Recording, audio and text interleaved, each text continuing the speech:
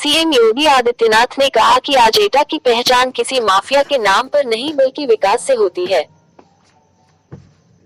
अपराधी और माफिया जब किसी व्यवस्था में हावी होते हैं तो विकास के काम में घुन का काम करते हैं। उत्तर प्रदेश के मुख्यमंत्री योगी आदित्यनाथ ने एटा को 419 करोड़ रुपए की परियोजनाओं की सौगात दी। सीएम योगी आदित्यनाथ ने कहा कि आज एटा की पहचान किसी माफिया के नाम पर नहीं बल्कि विकास से होती है। अपराधी और माफिया जब किसी व्यवस्था में हावी होते हैं तो विकास के काम में घुन का काम करते हैं। सरकार अपराध और अपराधियों के खिलाफ जीरो टॉलरेंस नीति के तहत जिस तरह से काम कर रही है, यह अनवरत ऐसे ही चलता रहेगा। सरकार पूरी प्रतिबद्धता के साथ विकास योजनाओं का लाभ बिना किसी भेदभाव के समाज के हर तबके तक पहुंचा रही है। मुख्यमंत्री योगी आदित्यनाथ रविवार को एटा में विभिन्न विभागों की विकास परियोजनाओं के शिलान्यास एवं लोकार्पण, विभिन्न लाभार्थी परक योजनाओं के प्रमाण पत्र वितरण समारोह शामिल हुए। कार्यक्रम में सीएम योगी ने छात्र छात्राओं को स्मार्टफोन और पात्र लाभार्थियों को प्रधानमंत्री आवास की चाबी भी प्रदान की। इससे पहले उन्होंने एटा के जवाहरपुर तापीय विद्युत परियोजना का निरीक्षण किया और अधिकारियों से उसकी प्रगति के बारे में गहनता से चर्चा की। सीएम योगी ने कहा कि एटा की एक अपनी पहचान होगी, यह कभी कोई नहीं सोचता था। आज मेडिकल कॉलेज के निर्माण का कार्यक्रम अंतिम चरणों में चल रहा है।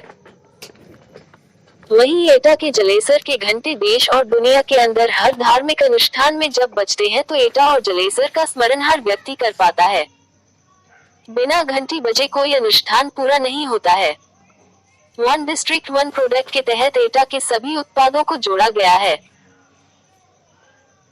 मुझे बताया गया कि अयोध्या में भगवान श्री राम के भव्य मंदिर निर्माण के लिए एटा में भव्य घंटा बन रहा है, जो मंदिर परिसर में लगने के बाद देश ही नहीं विदेश भर में सनातन हिंदू धर्म के डंके की आवाज को पहुंचाएगा।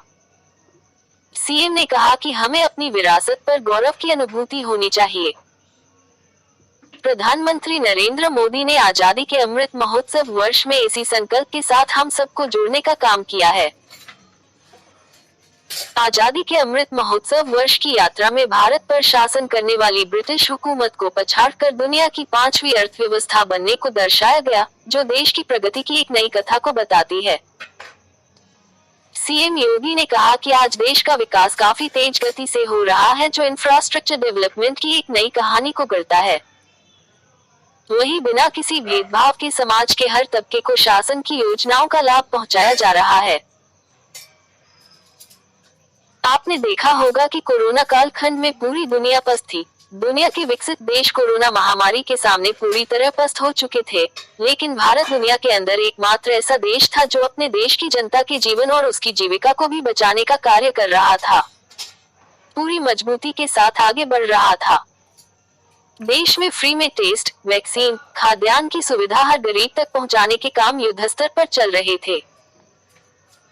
देश में 80 करोड़ को फ्री खाद्यान्न, जबकि प्रदेश में 15 करोड़ लोगों को माह में 2 बार फ्री खाद्यान्न डबल इंजन की सरकार ने उपलब्ध कराया।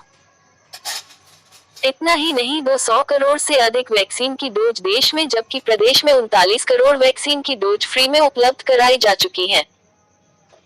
सीएम योगी ने कहा कि प्रदेश के 2 करोड़ युवाओं को स्मार्टफोन और टैबलेट वितरित किए जा रहे हैं। वहीं समाज के हर तबके की निराश्रित महिलाओं, वृद्धा, दिव्यांग को युद्धस्तर पर समय से पेंशन देने का काम किया जा रहा है। जहां पहले पेंशन 300 रुपए थी, इसे बढ़ाकर 1000 रुपए करने का काम डबल इंजन की सरकार ने किया है।